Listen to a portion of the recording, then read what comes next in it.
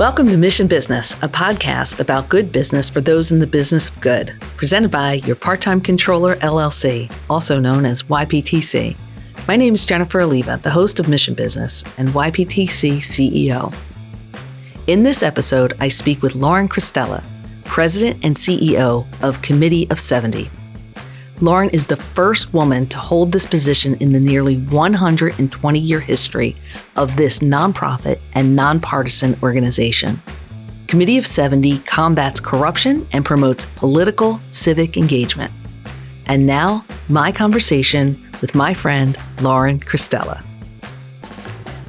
Live from Philadelphia, face-to-face with Lauren Cristella.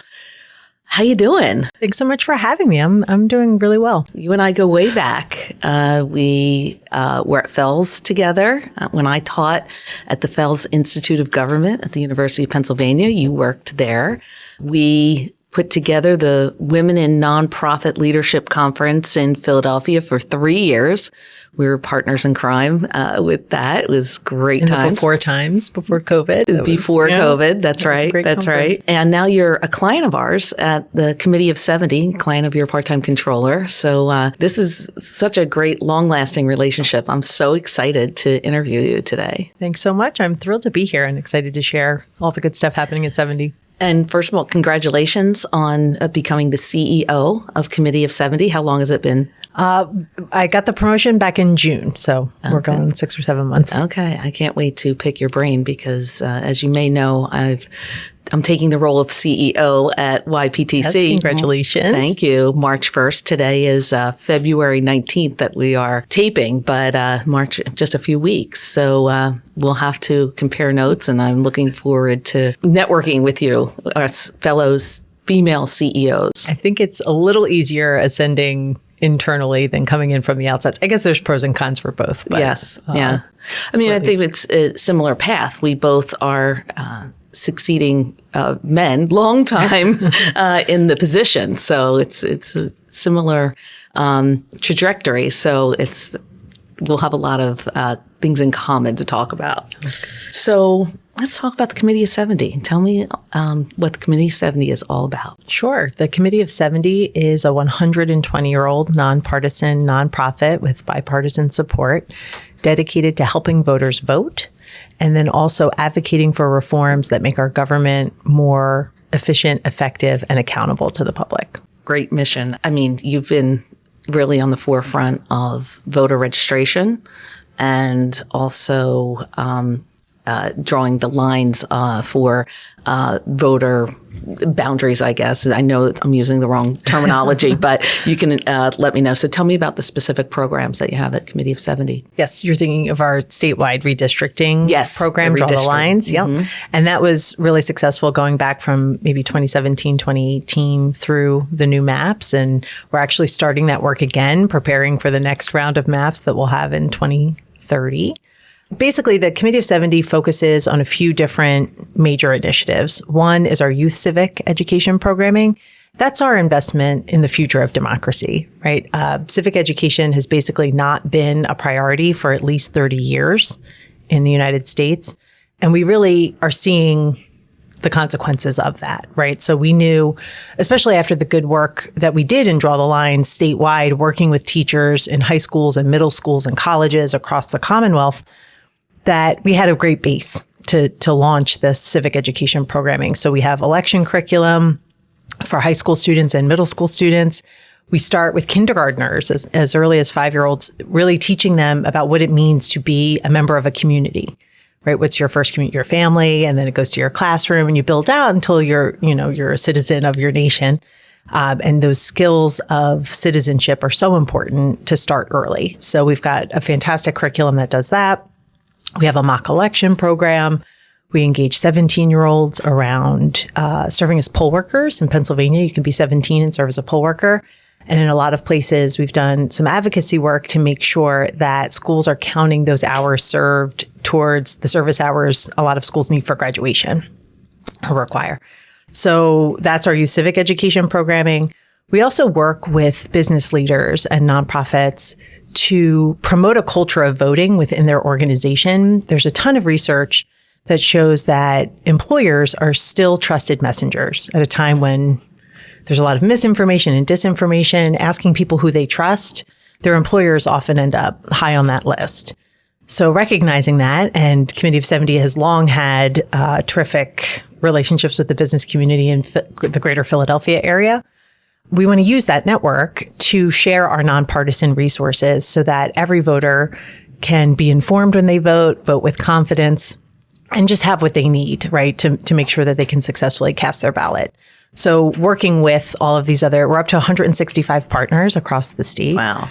And it's been just a terrific program and way to meet the needs of those communities, because employers say, great, this is something we want to do. We want to promote active citizenship or people voting within our organization. We're not telling them who to vote for.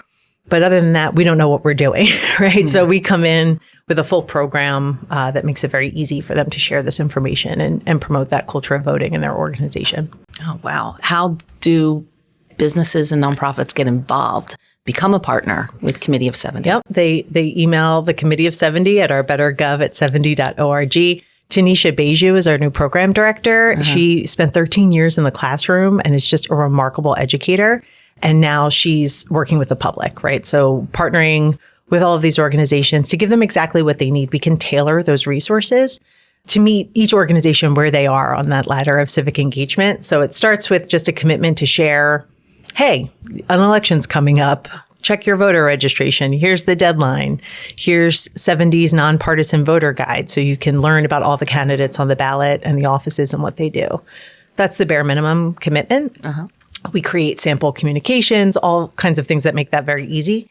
And then we go all the way up to organizations who give the day off to employees so that they can serve as poll workers or poll watchers. Some organizations bring us in to do trainings. So we'll do information sessions about how to vote by mail or how to successfully cast their ballot in person. We'll do sessions for what does it mean to be a poll worker or poll watcher, supplementing those trainings and things that are offered by each county. So it really depends on the level of engagement or interest that the company has. And often we'll see people come in at that bare minimum kind of level of committing to share our information. And then after a year or two, a few cycles, they have employees, 50 employees are taking the day off to serve as poll workers. It's pretty terrific to see. That's great. And is that PA centric or is that across the country?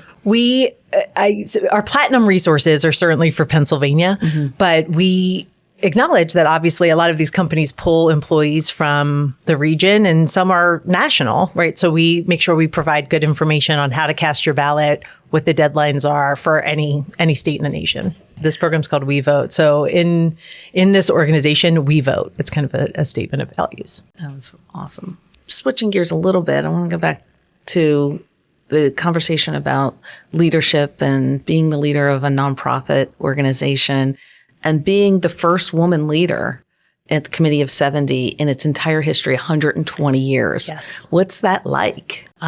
Sometimes it's a little embarrassing because it took us that long to get there. But no, it's an honor to be in that position, and especially at a time when women leadership is on the rise, right? We have women, the first woman mayor in the history of Philadelphia, Sherelle Parker. Yeah. Shelley Cameron is the head of the Philadelphia Chamber of Commerce. She's the first woman in, I think it's close to 300 years, something crazy, however long the chamber's been in existence.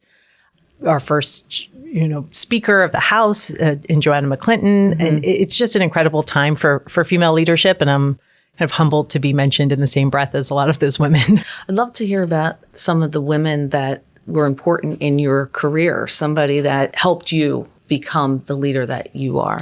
I have been so fortunate to have phenomenal mentors, both women and men alike. I think obviously women who are carrying as they climb is so important. And I try to do that myself, and especially with all those women at Fells and other people I was lucky to serve as a mentor to. But it's also important for men to see that as their responsibility too, to chart those paths for women as well. But certainly mine starts with my mother. I mean, just such a terrific example of what strong, compassionate leadership looks like. She did that in her professional life, working in a doctor's office, but then certainly at our home too. And just an incredible work ethic. And then I was so lucky. My first job out of graduate school was at the National Constitution Center here in Philadelphia. Yeah. And the cohort of women leaders in that organization are among my closest friends. If you see, Curry Sautner is the new CEO of Eastern State Penitentiary. Yes. I was so fortunate to work under her in my first role there. Stephanie Ryer, who's a leader at the University of the Arts right now. Yeah. Just incredible leaders to learn from and to really show me the ropes and encourage me to take big steps. And at Fells, at the Fells Institute of Government, you worked with David Thornburg as your leader there, and then followed him, I guess, over to the Committee of 70. Tell me a little bit about that relationship. I mean, I do think it's, like you said, men and women, mentors, and I can see that David was a big influence in your career as well. Absolutely. David is such a remarkable civic leader, and I think kind of a civic entrepreneur, right? He came up with new ideas and programs, and it was such a fantastic opportunity to work closely with him and to learn from him, and to think big. I mean, I think that's one of the biggest lessons. But then he also did create those paths, right? I stayed at Fells a few years after he joined the Committee of 70. And then he called me to get the band back together and basically created a new role for me. I didn't want to just do fundraising and development work. And so he just made it happen, right? Made a position that was really exciting to me and included such a diversity of opportunity, and then really got a chance to grow into that and kept expanding my portfolio until it made sense to take that big jump to CEO. Speaking of Fells, what is your feeling about students going into a master's in public administration program to prepare themselves for a career in public life or for a nonprofit? This is one of my soapbox issues. Oh, love it. So for anyone who's thinking about law school but doesn't want to be a lawyer, consider an MPA or an MPP instead, please. No, I think it is so important. And I think public service has such a bad rap sometimes. We, think about politicians and say that with such a negative connotation. But truly, the people who go to programs like Fells and that MPA program get fast-tracked. I thought my master's degree in ethics, politics, and public policy was very practical until I started working at Fells. And I was like, oh no, they're teaching you how to budget and they're teaching you fundraising and all these other things. And it was like, oh, I had to learn all of this on the job and ask 5,000 questions. And if I had just had the opportunity to study that in a classroom with, fantastically committed peers and educators, it's just such a huge value, and it supercharges, I think, people's career and their ability to have an impact even faster. I couldn't agree with you more. The students at Fells I felt very prepared for public service in working for a nonprofit, and I knew they knew budgeting because I taught them that. Talk a little bit more about Committee of 70 and the advocacy for voter access and rights. Yes. Big topic. So we've kept David Thornburg. He's no longer the CEO, but he's now running our major advocacy initiative around open primaries. Pennsylvania is one of just a few states that is totally closed. We do not have open primaries here. So you have to pick one of the two major parties to be able to vote in a primary, or you can't vote at all. You can only vote on ballot questions, right? No candidates. And in places like Philadelphia, where the voter registration is 7 or 8 to 1 Democrats to Republican, the primary is basically the election. Yeah. Right? After this last primary, we knew it was very likely that Sherrell Parker was going to be our mayor. So if you're an independent, you have to remember 15 days before the election to switch your party or to declare a party so that you can vote in that election, or you're shut out. And I can't tell you how many smart, active, engaged people forget to do that, right? Yeah. They are an independent voter as a statement of values, which is their choice. And then that deadline comes and they miss it. And they're shut out. And they're shut out of the election. So there's over 1 million registered independents or third-party voters in Pennsylvania. And to think, Philadelphia is not the only place with lopsided registration, right? There's red parts of the state as well. And these voters just don't get a say often in their elections. So we want to change that. Basically, with open primaries, the version that we're advocating for, you would be able to declare your party on the day of the election and get handed that ballot, right? So you don't actually have to switch your party. You say, give me a Republican ballot or a Democratic ballot. and then you vote. That makes a ton of sense. We think so. A lot of other places do it this way. This is not anything terribly new or uncommon. And it's really important. It would also go a very long way in moderating the politics that we're seeing. If you think about what it takes, certainly in some of these state level races, like the last governor's race, these Senate races, the candidates have to run to the extremes of their own party, right, to rally their base to come out. Because they're the most reliable voters in any given primary. If they could appeal to independent voters, you would see much more moderate messaging. They would really focus on issues much more likely, right, that would appeal to the widest variety of Pennsylvanians and voters. So it's really something that we think is good for democracy, not just in terms of taxation without representation, right? All of these people are paying for these elections, these primaries to happen with their tax dollars, and they're shut out. But also because it would be a moderating force in our politics. That's very educational. How much is that an issue in the whole country? So a lot of places already have open primaries, right? Or they have same day voter registration, which is the same, right? You can switch your registration the day of the election.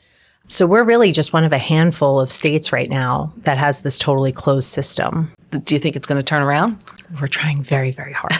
I think it's hard to say in an election year like this one, where Pennsylvania is kind of in the eye of the storm with a national election. I think legislators might be very hesitant to touch anything in the election code, even some desperately needed things like pre-canvassing and risk-limiting audits, things that would be no-brainers in any other year. As with so many things at the Committee of 70, the fights that we're fighting are the work of years. None of this happens overnight or within 6 months, in a single legislative session. It's really the coalition building, the advocacy, the public engagement that takes years. So we are in an election year. This is a big year for Committee of 70. What are your goals for this year? What do you think is going to happen? Our goal is every eligible voter voting, being informed when they vote, and voting with confidence. That is my goal. So we're working in parts of the city that have 8% turnout, right? I want to get that number up because if you don't make your voice heard, you're not speaking for your community, it's much easier to ignore you when those people inevitably get elected, with or without you, right? So we are really working hard to reach communities that we haven't historically been active in, and finding the trusted messengers in those communities, hearing what they need, what would resonate. They know their community best. And we're very fortunate to have the capacity to create those resources and meet people where they are. So that's the work that's happening right now. We certainly are on the poll worker recruitment and training. Same with poll watchers. And so that people can understand the difference between a poll worker and a poll watcher, and who exactly can do what in a polling place or when they're watching the count, right? We think that when people are informed and they know what those jobs are, even if they have questions about the integrity of our system, we're calling them in. Come in. You have questions. You're not sure. You think there might be fraud. Serve as a poll worker for 13 hours and see everything that goes into what it takes to pull off an election, how many people have a role to play, all the different checks and balances. It will allay a lot of fears, I think. Speaking of fears, how do you commit to proper information out about the fairness of the elections? We are a trust but verify. I'm never going to tell people to just blindly trust a system or their government, right? But we work so closely with our government officials. We're watching the process, 365 days a year, not just twice a year when the big elections are happening, or in even number of years, right? I'd like to think that because of the role we play and how active we are in our watchdog role, that people can trust us when we say, you can trust this process, right? Or here's where to look. Here's the questions to ask. These are your elected officials. They're not some big, scary, anonymous, man behind the curtain. It's your neighbors, right? Your election officials are in your community. The people serving as poll workers can only be registered voters in the county where they're serving. These are your neighbors. They're not coming from far away to steal the election or to cause interference, right? And then the same, we're creating videos that show every part of that mail-in ballot process. So if you fill it out and you drop it in a Dropbox, what happens? We're going to trace Great. that and show with our good friends at Primitive World Productions, producing that video again this year as they did in 2020. Some of this fear and anxiety comes from not knowing, right? Yeah. They don't have the information. They haven't seen it for themselves. So let's shine a big, bright light on the whole process. There's nothing to hide. And I think election officials would say the same. So we're trying to illuminate that process as much as possible. One of the strategies that Community 70 has to get voters out to the polls is to support civic time off. Tell me a little bit about that program and how you support that. Absolutely. So we've all heard of PTO. This is CTO. Okay. We are encouraging, and that's definitely through that We Vote program. This is one of the higher rungs on the civic engagement ladder. Got it. Encouraging employees, giving them CTO, civic time off. So that's whether it's celebrating voter registration day and having some parties and reminding everyone to update or check their voter registration, all the way to giving time off to vote, flexible time, the morning off, or the whole day off to serve as a poll worker, to serve as a poll watcher. These are really important roles. The need is there in every community across Pennsylvania. We need 40,000 poll workers here to step up twice a year, every year. And basically about half come back every year. So even recruiting 20,000 people, it's a lot to fill those roles. We want to make sure people are informed and engaged and that they feel comfortable giving the amount of time it needs, right? A lot of places don't offer shift work. So you have to commit, to basically being there at 6 o'clock, 6:30 in the morning and staying until that last person in line at 8 o'clock casts their ballot. And then you close down the polls. So you're looking at like 9:30 in a lot of places. It's a long day. So there must be some connection between the We Vote program and businesses and nonprofits supporting civic responsibility and retention of employees, or at least maybe that's one of the points of the value proposition for an organization. Absolutely. Well, I think businesses are seeing that, millennials, Gen Z, they expect this from their employer. They expect good corporate citizenship. And what we found in our research is that employers that offer these programs or make this time experience higher employee retention, better morale. There's a business case to be made for why this is good for your bottom line, let alone for organizations that depend on certain political outcomes. They might not be promoting a specific candidate, but public health organizations have a stake in this, arts organizations, right? Different funding. So we're finding that we don't have to twist any arms to get a lot of employers to see the value in a program like that. You have another program called Can We Talk? Yes. This is Chris Satullo, who you might remember was the news director at WHYY and was at the Inquirer. And his colleague, Dr. Harris Sokolov, who's a professor at Penn in the Graduate School of Education, used their research to create a program to teach the skills of productive dialogue.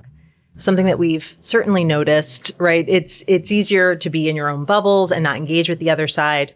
That is basically also admitting that you want things to stay exactly the same. No one side is going to have enough support to completely dominate the other side, right? So in lieu of that, we have to figure out how to work together and talk.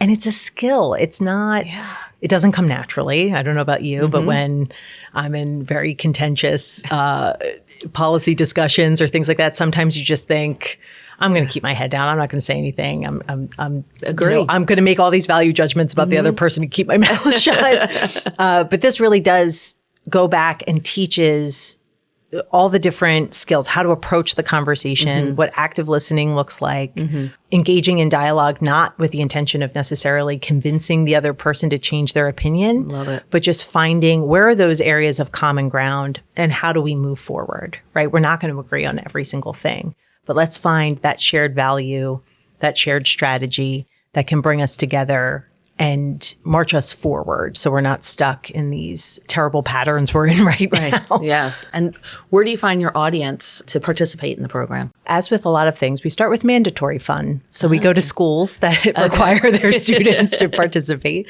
So it's a student program. It's both now. So we've expanded, actually. It started as a college program. Okay. That the University of Pennsylvania ran. And they worked with other universities like Eastern or Gannon University out in Erie, places where the students might not have exactly the same perspective as the students at Penn. And it was fascinating to watch. There's recordings of it. It's really interesting what those results were. And then we thought, this isn't just for college students, right? Obviously, adults need this. And Cristella and Harris Sokolov have used this model working with parents in a school district, trying to identify their next superintendent. What do they need? What do they think that let's all come together and how do we share our values and our thoughts together? So there's all kinds of examples of it happening with adults. And then we were just really fortunate to receive a grant to allow us to expand it to high schools. Oh, that's great. And especially, I think, with the conflict in the Middle East, a lot of students who previously thought their friends all thought the same thing, right? It was us and there was a them and they didn't really have to interact with it. Were now really confronted with people they deeply cared about holding maybe shockingly different views than they held and having absolutely no skills to dive into that. And they were like, oh, does this mean I have to cut this person off now? Right. And there's already a mental health crisis in high school. So we think that these skills, that practicing this program will really help alleviate a lot of that and give, if not a safe space, a brave space to have those conversations. Oh, that's great work, Lauren. I mean, you think about the trying to promote respectful, civil dialogue without this polarization that is constantly happening, constantly hear about, starting with young people on that topic. Yeah, and it's not just a matter of being polite, right? It's saying, if you don't like the status quo, we need to find a way to talk to each other. Yes. Right? There needs to be a productive dialogue. Yes. This isn't, a free pass to minimize people's humanity or to be disrespectful, but really just the tools to move forward. So do you have any advice for voters on how we can stay informed and actively participate in the democratic process? Yes, I've got lots of thoughts on this. But I think the first thing is to acknowledge the desire to tune it all out. Like, I get it. It's overwhelming. It's a roller coaster. There's always something either infuriating or in the news. I get it. And I think what I have found and what has proven true multiple times over my life is when that desire to just be like, wash your hands of it. I'm going to put my head in the sand until after this election, stop texting me, is to say, like, what's the one thing I can do right now? I can't control all of that. I can't control the ages of the candidates on the ballot. I can't control all of these things that might be infuriating. I can control the next thing I can do, right? So whether that's signing up to be a poll worker, talking to 3 friends and asking them if they've checked their voter registration or if they have a plan to vote, right? We know that even asking if you have a plan to vote ups the odds of voting by like 8 or 10%, which in a close election is everything, right? Yeah. There's always something more we can do. And in that action, we can take a little bit of control in an arena that feels like it's completely out of our control, right? So definitely encouraging people to think about where they are on their civic ladder of engagement and what's that next thing they can do. As for being informed, I do not watch 1 second of cable television news. And I like to think I'm a pretty informed person. So you find those ways. And also a diversity of perspectives, right? Like I go out of my way to burst my media bubble, right? You want to have a balanced media diet. And I think looking at your own habits and where you're getting your news, and is it just reading the headline as you scroll on Instagram or Facebook, or somebody sends you an article? Do you really read it? Is it, you just share the outrage about it? So really taking a close look at our own media diets is so important, and making sure that we're getting a variety of information. I also love organizations like factcheck.org and NewsGuard, right? NewsGuard has a red, yellow, green kind of system for flagging content, and based on objective measures like, is it edited? Do they have an editor? Somebody holds simple as that. Yeah, it's the little things right now that go a long way. But we know fact checking people doesn't always convince them. But at least when we're talking about ourselves and our own media diet, things like that help. Great advice. So what are some of the common misconceptions about elections that you would like to address? Oh my goodness. that it has to be overwhelming or crazy contentious, all of these things. I think now that we've kind of mapped our political identities onto every part of ourselves, right? Where we live, what we read, who we associate with, right? It's become so pervasive. That's really dangerous, right? So I think one of the misconceptions I have too is our nonpartisan status, right? We're kind of above the fray where we want people to examine their own values and to really look at the candidates and see if they're matching, right? If their plans match, what your values are, then great, go vote for whoever you want to vote for. I truly believe that. And I do think with a free press, right, where people have access to good information, let people compete, let that happen. So I would say the difference between nonpartisan and bipartisan, right, where bipartisan is just making sure both sides get heard. Nonpartisan is kind of staying above that, above that fray. That's one big one, I would say. Anything about Committee of 70, your programs, your mission, philosophy that we haven't covered yet that you'd like to talk about? I think historically, Committee of 70 has been seen as like an elite center city white man organization. I'd like to think that my leadership signals a change in that. We've certainly hit 50-50 men and women on the board. Nice. More than doubled our people of color, still working to get parity on that side. Added women and people of color to the staff so that our work can be more reflective of the communities we're trying to serve. Love it. And it's exciting. It's like such an exciting time to be doing this work with the people that we've been lucky enough to bring into the fold. And I just think we have such a strong message. It's just a matter of getting it out there. I think people have really resonated with a lot of people. So the more people we can reach, and opportunities like this to reach new audiences are so important. So thank you for that. Oh, you're so welcome. This is called Mission Business, and we talked about the mission part. Let's talk a little bit about the business part. Sure. Tell me about your fundraising at Committee of 70. Where does the money come from to support all your programs? So when I started 6 years ago, we were overwhelmingly reliant on board support. So that was about 55 board members who would receive between 10 and 15, maybe more $1,000 from their organizations to be represented on the board. We've grown the size of the board, but we've also grown our outside funding. So the support we receive from the board makes up about 40 to 45% in any given year. We have about 70 board members now, so on brand. So it works. It's a big board. Of 70. Yes, it is a big board. That is not where the name comes from, but it's a big board. So then we are so fortunate to have these strong programs that we've shared, right? The Ballot PA Project, Draw the Lines, We Vote, our poll worker program, the youth civics that receive grant funding. So both here in Philadelphia, I am thrilled, this is my first time publicly sharing this, that we received an $800,000 20-month grant from the William Penn Foundation. Oh, congrats. Thank you. We receive support from the Agua Fund, different national organizations that support our work. And then also the foundations in Pittsburgh have really responded to the civic education work and our work to engage voters across the state. So the Heinz Foundation, Hillman Foundations have been really generously supporting us. And that's a great model for us, right? The programming can continue and expand with that kind of support. So when I started, I think we were at a $1.6 million budget. We're at 2.2 right now. Oh, wow. That's great, Lauren. So your part-time controller has worked with Committee of 70. I don't even know how many years. Predates me. It's a very long time, And you use our model for your finance department. How's it working out? I mean, I guess I'm taking a risk just asking you.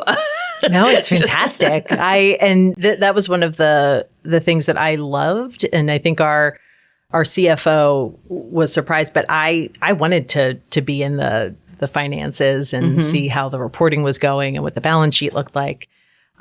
And they make it so easy. Our people from your part-time controller are members of our team. I remember Alan Stack when I had a house fire and he had kind of recently gone through it himself. He was a resource beyond the regular financial advice. So they really do become members of our team. And we're so grateful for the support. I don't know, Dan certainly couldn't do it all by himself. And it's also just an extra control. You know, it helps to know that we have another pair of eyes in our books. So how's your finance department set up with us as part of it? Or are we doing everything for you? No, they reconcile the books at the end of the month and create our balance sheet and all of that good stuff in close work with our CFO. And then at audit time, it's all hands on deck. So everyone digging into the books. So it's an interesting model where you have a full-time CFO on staff and we're there supplementing as the part-time controller. Exactly right. Exactly fitting our name in that. So love that. Yeah, it works really well for us. Yeah. Some people, don't realize that your part-time controller works with different models of how organizations have their finance department set up. Sometimes there isn't a CFO and we do everything from soup to nuts. And then sometimes there's a whole staff and we're working as part of the finance team, whole finance team staff, and work as just a small part of that. Lauren, it was a pleasure talking to you today. And thank you for joining Mission Business Podcast. Thank you so much for having me. This is great. That was my conversation with Lauren Cristella, President and CEO of Committee of 70. Thanks to Lauren for joining me. You can find out more information about the Committee of 70 and the work that they do at 70.org. I want to thank the team at PWP Video for their guidance and assistance in the development and production of this podcast. They are a great partner for Media with a Mission, and you can find them at pwpvideo.com. Additional information about this episode can be found at missionbusinesspod.com. And follow us on social media at Mission Business Pod on Instagram and Facebook, and at Mission Biz Pod on X, formerly known as Twitter. This podcast was produced by Erica Blair and Geraldine Dressler of Your Part-Time Controller, LLC. Dave Winston and Michael Schweisheimer are our producers from PWP Video, and the show was directed and edited by Pat Ganley. Again, I'm Jennifer Alleva, and we'll see you here next time on Mission Business, presented by Your Part-Time Controller, LLC.